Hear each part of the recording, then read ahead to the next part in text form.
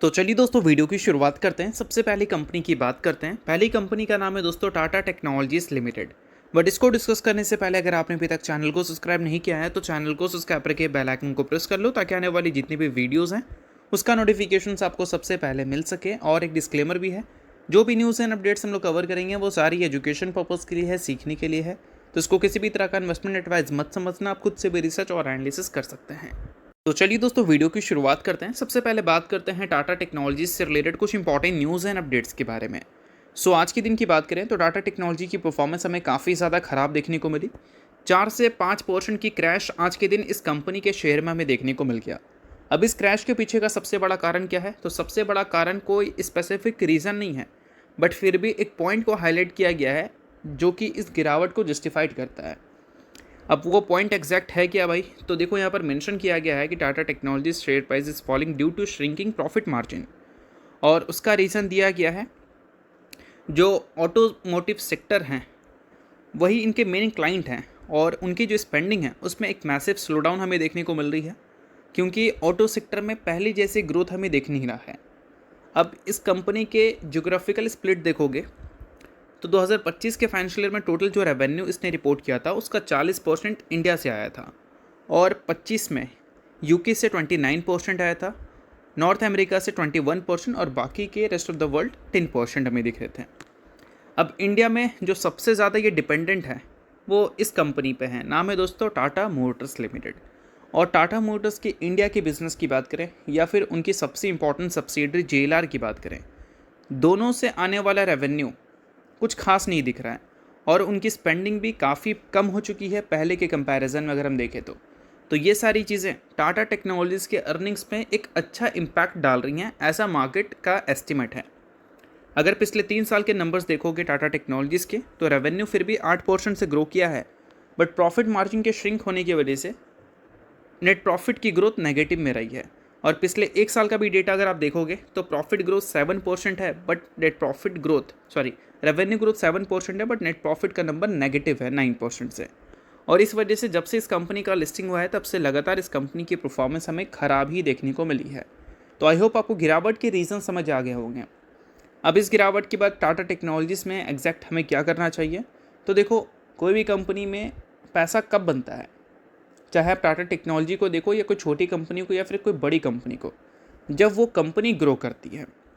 अगर मान लो आपने किसी कंपनी में इन्वेस्ट किया और उस टाइम कंपनी का रेवेन्यू 1000 रुपये का हुआ करता था, ठीक है, और आने वाले 4 सालों में अगर आप उस कंपनी के रेवेन्यू को, प्रॉफिट को बढ़ते हुए देख रहे हो तो फिर वो कंपनी से पैसा बन सकता है।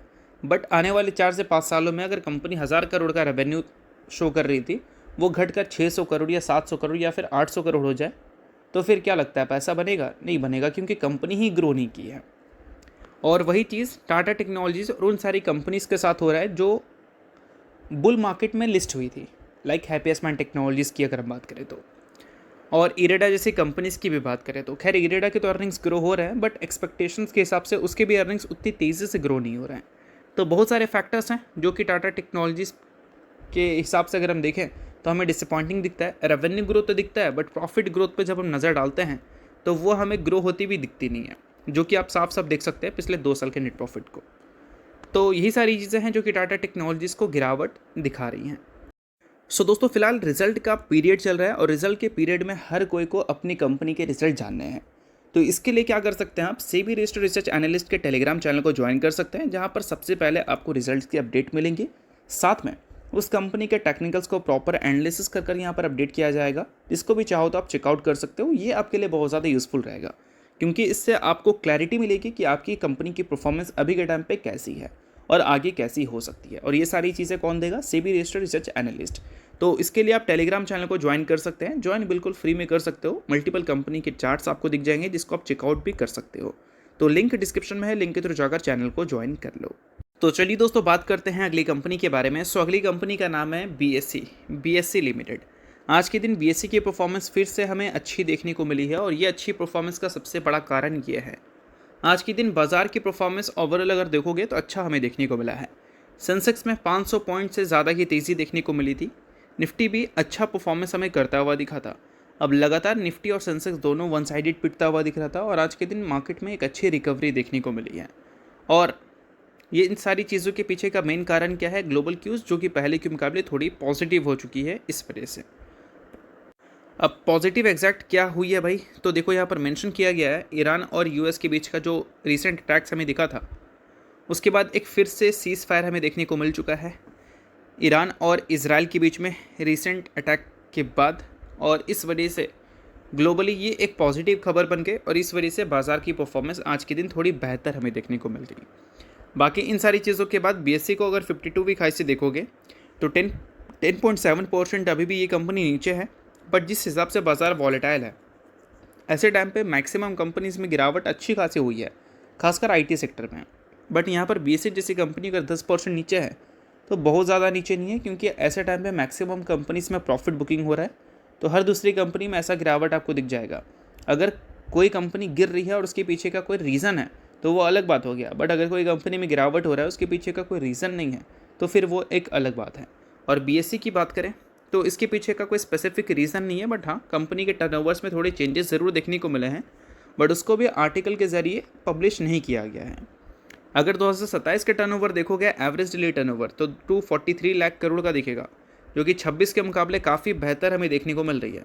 बट जून के महीने का जब टर्नओवर्स हम देखते हैं, कंपेयर करते हैं मई से और अप्रैल से, तो उसमें थोड़ी उथल पुथल ज़रूर हमें देखने को मिला है पिछले कुछ टाइम में।